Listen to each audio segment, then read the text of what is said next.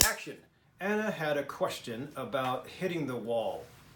Actually, her question was why she wasn't able to continue losing weight after making a nutrition practice change.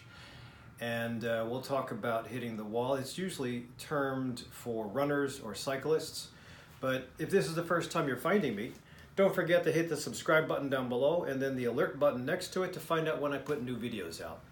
So, hitting the wall. If you're not an athlete or never competed before, this might be a foreign term, but we use it in running. And typically you'll see it with marathoners or Ironmen. The problem would be when you're used to a certain level of performance, duration, time, endurance, technique, and you're used to a certain amount of fuel to do that activity. Well, sometimes when you cut back on the fuel source, like when we're dieting or trying to make a nutrition practice change, but you maintain the same activities, your body has to try to get through the activity as best as it can with less fuel. So sometimes it runs out of fuel, so to speak.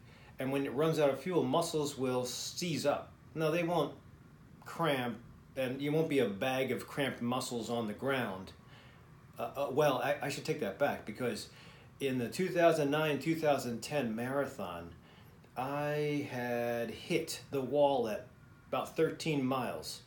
And unfortunately, I didn't train. I was just trying to figure out if a yoga practitioner could do a marathon without training, and I could. I'll never do that again. I said that after the second time too. But anyway, so I found I had a great start. I was keeping up with the pack, but at about 13 miles, my calves started cramping. 13 and a half miles, my calves and my hamstrings started cramping. About 14 miles, all the muscles in my lower extremity, every time I started to pick up pace or go into a little jog, everything cramped up. I had to walk. I was okay with walking, but I essentially walked the second half of the marathon. Both times. I hit the wall both times. I didn't really train for the second one either, but anyway, hitting the wall is very painful. And I thought it was because of dehydration, which can also cause you to hit the wall if there's a change. But even after hydrating, I still couldn't start to jog. I couldn't pick up the pace. I was just able to get through walking. And thank God I was able to walk. Imagine if I couldn't even walk and cramped up with that, I would have to be called in or call the ambulance at one of the aid stations. So anyway, you'll find that people who are starting an exercise routine, getting really into exercise routine because it's spring, and then cutting back on fuel, you might hit the wall that way, especially if you're really cutting back on calories. So average American's about 25 to 2,800 calories, which is way too much. I mean, if you look at the basal metabolic rate and try to figure out total calories per day that are necessary, you don't need that much to survive, unless you're in labor. Sometimes you'll need a little more than that, but most Americans are not doing hard labor. So most Americans are eating way too much calorie per day, volume per day, and where does that go? It gets put into storage, and that's why we're obese or overweight. So if you cut back on too much fuel too suddenly and the muscles are asked to do it their usual or push harder, that could be the reason for hitting the wall and not being able to push past your plateau. That could also be why, in the case of Anna, she's not able to lose any further weight. She could be actually exercising like she is to lose weight, but she could be cutting back on too many calories or limiting her fuel source too low. And that will cause the body to shut down, readjust its metabolic rate, and then you're going to be able to take that amount of calories, use this amount of activity, and just plateau and not lose any further weight. So thus, you might have to change around one of the components that you're using, whether it's exercise or the low fuel, and liberate it for a short amount of time, just to get you past that plateau. Hydration is also key too. A lot of Americans don't drink enough. If you're exercising, sometimes a dehydrated state will not allow lactic acid built in the muscle or built up in the muscle to get back to the liver. So there's something called the lactate threshold or lactic acid threshold. When muscle burns in the Krebs cycle energy or glucose, you'll have lactic acid buildup. lactic acid leaves the muscle, gets into the bloodstream, heads back to the liver, and gets converted using something called the Cori cycle back into building blocks to be utilized again for energy. So, but after that lactic acid gets from the muscle into the bloodstream into the liver, there's a little bit of a backup, especially if you have sudden burst of lactic acid. Liver can't convert all that stuff fast, so there's a lactic acid threshold. If you have too much in your bloodstream, it accelerates and accumulates, and that becomes acidotic. That's not a healthy way to live. So when that occurs, that too can cause hitting the wall. Muscles will start to shut down, contraction with actin and myosin, myofibrils won't work, calcium won't work, and then you won't be able to go any further. Or worst case scenario, you'll start to have problems with palpitations and you'll start to get injured if you continue to push in your activity or in your endeavors to lose weight in the long run. So these two are very important. So play around. You can always play around with fluids. I would not play around with energy drinks. I mean, if you're tired, it's nice to have energy. If you're going to use energy, I wouldn't use the energy drinks that are out there in the cans because they're highly processed. And you're trusting that that company is putting the healthy stuff in their can, and I don't think that's happening. I'd rather have you just do a shot of espresso if you don't have any reflux issues. So watch it, because caffeine to energize you also makes you pee, and then you become dehydrated, the whole process. So hydrate as best as you can, either during the activity or before the activity. Try to avoid too much caffeine. Try to manipulate your fuel sources so you're not going too negative or too lean, and hopefully you'll continue to make your gains. Other things that sometimes make you hit the wall: psyche. Psyche plays a very important part of this formula, because we're all supposed to continue improving, adding on, straining harder. If you look at the 100-yard dash, when I was in high school, Carl Lewis was in the public school in New Jersey. I was in private school, he was in public school. I always wanted to race that guy, and I saw him progress on. I think he went to Willowbrook High School. I went to Eustis. But we would never meet. But I always see every year his times improved. And obviously he went to Olympics and he set some world records at that time, back in the 80s.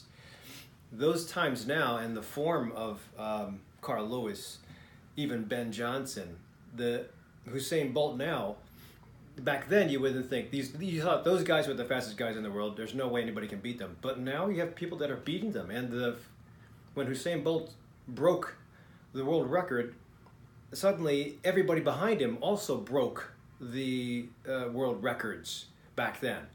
And if you look at the field, much faster than back in the 80s. And it always happens. Even the marathon, the winning times always tick down. There's a phenomenon in marathon running when someone sets a record, suddenly that same year everybody else also breaks the record. And it's because usually when competitors see somebody else doing outstanding things, then their mentality says, I can do that, instead of that psychological hitting the wall.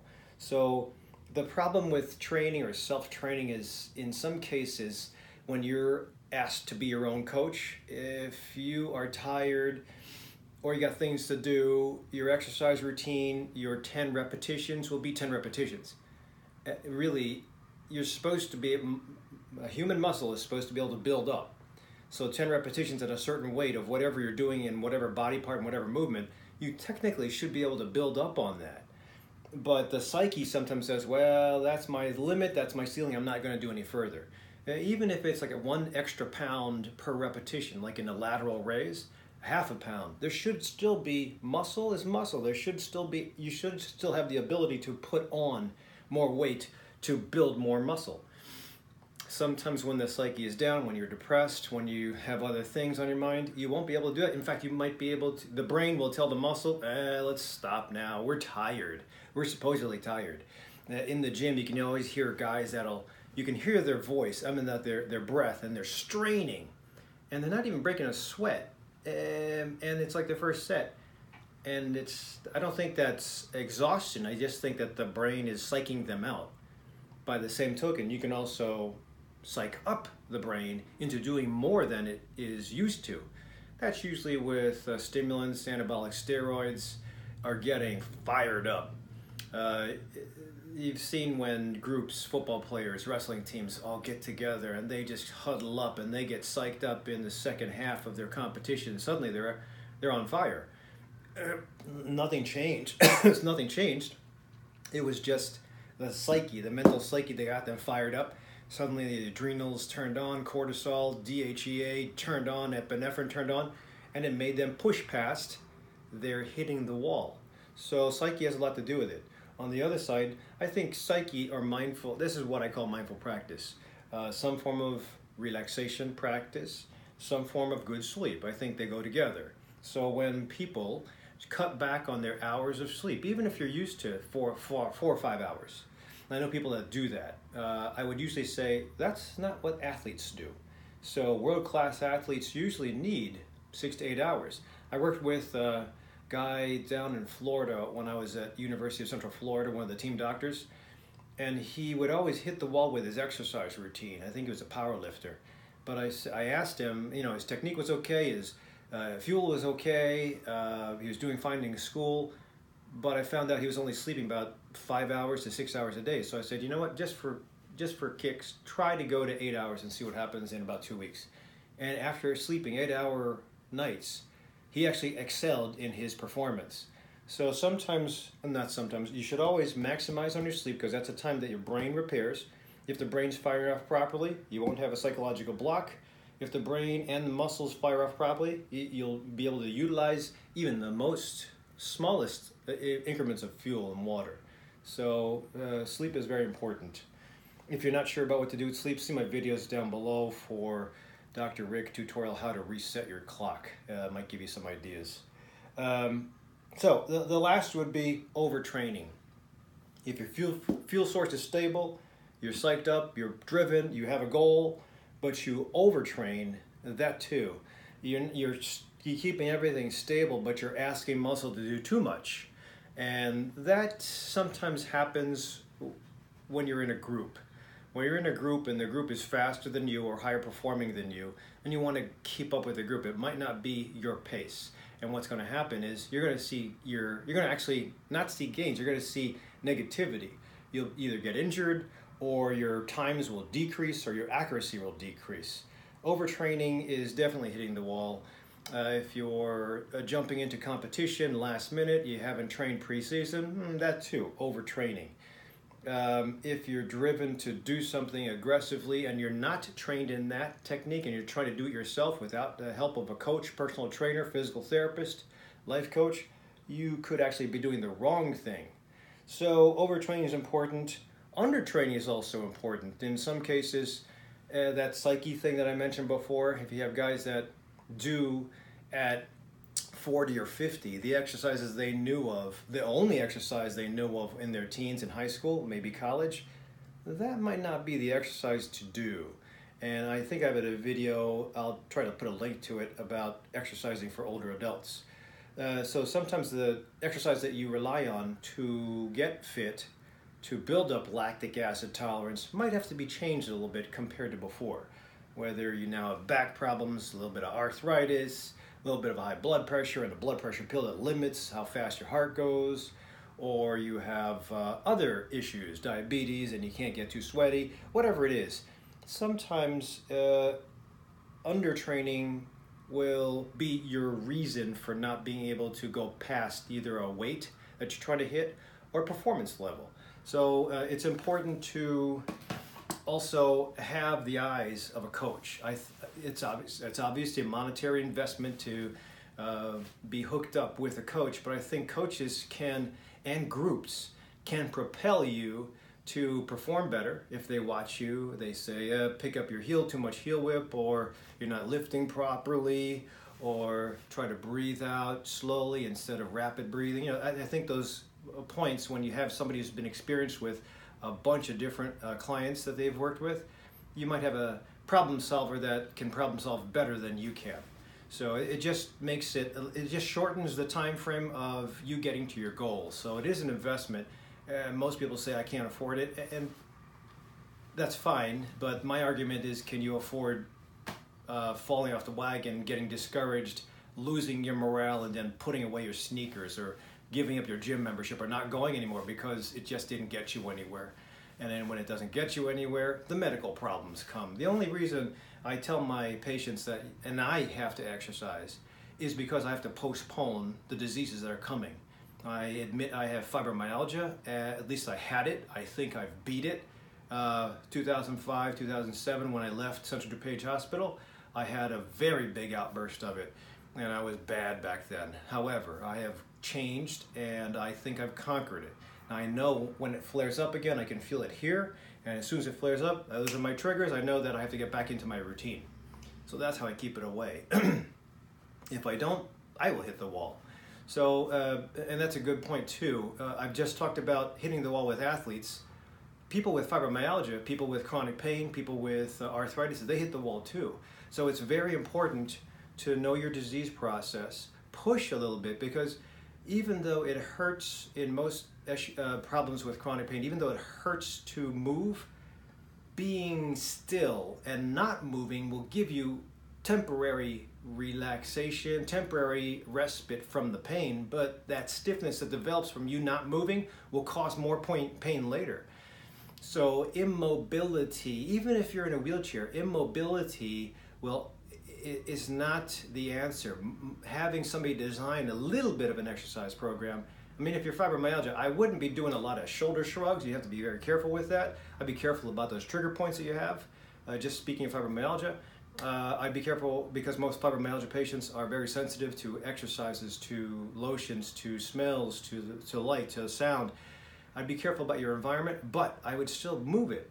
I would still move you. I would still say you have to do something, even if it's squats like this. If it's squats like this, it's certainly not going to get me anywhere, and it's not going to be like a power lift. But for that fibromyalgia patient, that breaks them past their hitting the wall. Because again, if you just sit in a chair all day, you know you not only are going to be in pain, you're going to have stiffness because you were in the chair all day, and then it just turns on more pain. So quiet down the pain, move a little bit, get somebody to show you what to do, hold, watch, recover, do it again. So whether it's a disease process or you're an athlete, I think these are the processes that I try to have my guys look at, my gals too, look at when they're hitting the wall. So Anna, good question.